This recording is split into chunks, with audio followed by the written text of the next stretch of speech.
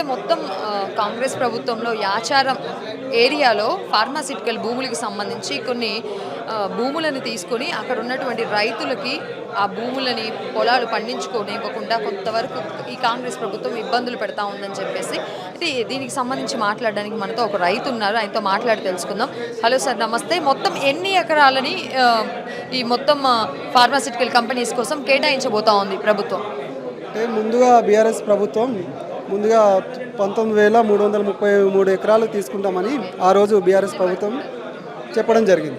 అయితే అప్పుడున్న ప్రభుత్వం కొంతవరకు సేకరణ చేసింది. ఇప్పుడున్న ప్రభుత్వం ఏం చేస్తుందంటే ఫ్యూచర్ సిటీ పేరుతో 30,000 ఎకరాలు, అంటే అప్పుడు ఓన్లీ 2 మండలాలు ఉండే, కందుకూరు, యాచారం. ఇప్పుడేం బీఆర్ఎస్ ప్రభుత్వంలో 19,333 వాళ్ళు ప్రకటన చేశారు, కానీ అంతవరకు ఇవ్వలేదు. అంటే కొన్ని గ్రామాల్లో మొత్తానికి ఒక 13,000 ఎకరాలు వాళ్ళు సేకరణ చేసిరని వాళ్ళు చెప్పారు. అంటే లెక్కల ప్రకారం 8,000 ఎకరాలు మాత్రమే వాళ్ళు సేకరించడం జరిగింది.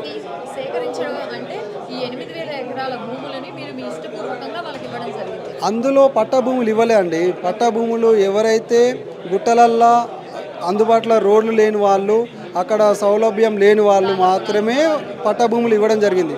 సారవంతమైన భూములు, పంటలు వండే భూములు, పట్టా భూములు ఎవరు ఇవ్వలే. ఫస్ట్ ఈ ప్రభుత్వం ఏం చెప్పిందంటే బీఆర్ఎస్ ప్రభుత్వం అసైన్ ల్యాండ్లు ఇవ్వండి, అసైన్ ల్యాండ్లు ప్రజా అభివృద్ధి మేరకు కావాల్సింది కాబట్టి ఓన్లీ పట్టా భూముల జోలికి మేము రాము, అసైన్ భూములు ఇవ్వాలని చెప్పేసి అడిగితే అప్పుడు చాలా వరకు అసైన్ భూములు ఇవ్వడం జరిగింది. అసైన్ భూములే ఇప్పుడు వరకు 2 మండలాల్లో 8,000 సేకరించారు తప్ప ఇప్పుడు ఈ ప్రభుత్వం ఏమో ఇప్పుడు వచ్చిన తర్వాత 30,000 ఎకరాలు సేకరించాలని చెప్పేసి ఇప్పుడు 7 మండలాలకు చేయడం జరుగుతుంది.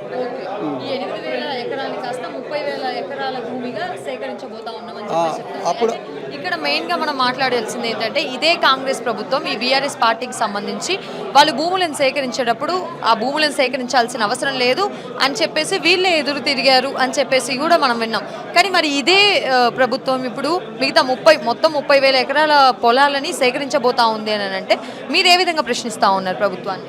ఆ రోజు మేము ఉద్యమం చేస్తుంటే ఇప్పుడు ఉన్నటువంటి ఉప ముఖ్యమంత్రి బట్టి విక్రమార్క కావచ్చు, మన సీతక్క కావచ్చు, కోమటిరెడ్డి వెంకరెడ్డి కావచ్చు, జీవన్ రెడ్డి కావచ్చు, ఇప్పుడు ఉన్నటువంటి రైతు కమిషన్ కోదండరెడ్డి కావచ్చు, వీళ్ళంతా ఆ రోజు రైతులకు వెన్నట్టు ఉండి ప్రతిపక్షంలో ఉన్నటువంటి లీడర్లు వీళ్ళంతా ఆ రోజు మాకు రైతులకు అండగా ఉంటామని చెప్పేసి రావడం వల్ల మీకు ఫార్మసిటీ రద్దు చేపిస్తాం, జీవో 31 రద్దు చేపిస్తాం, మీ ఫార్మసిటీ రద్దు చేపించి మీ భూములు మీకు వచ్చే విధంగా ఆన్లైన్లో ఎక్కిస్తామని చెప్పేసి ఆ రోజు చెప్పి ఈ రోజైతే వాళ్ళు ఎటువంటి నిర్ణయాలకు అంటే టెక్నికల్ ఇష్యూ ఉంది, ఆన్లైన్ లెక్కించాలంటే టెక్నికల్ ఇష్యూ ఉంది, 31 రద్దు చేయాలంటే ఇప్పుడు మా చేతిలో లేదని చెప్పేసి డొంకతీరుడు మాటలు చెప్తూ కాలం వెళ్ళబుచ్చడం జరుగుతుంది. అయితే ఇప్పుడు దగ్గర 2.5 సంవత్సరాలు అవుతుంది. బట్ ప్రభుత్వం ఈ మొత్తం కూడా ఏదైతే సమస్య ఉందో ఆ సమస్యని పరిష్కరించబోగా ఇంకా సమస్య పెద్దదిగా చేయబోతా ఉంది. దగ్గర 7 మండలాల్లో మొత్తం భూసేకరణలు చేయబోతా ఉందని చెప్పేసి చెప్తా ఉన్నారు. అయితే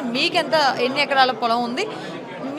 మీరు ప్రత్యామ్నాయ మార్గాలు ఇంకేమన్నా ఉన్నాయా ప్రభుత్వానికి భూములు ఇచ్చే దిశగా కానీ, లేదంటే అసలు మీకు ఏం కావాలి ఫైనల్?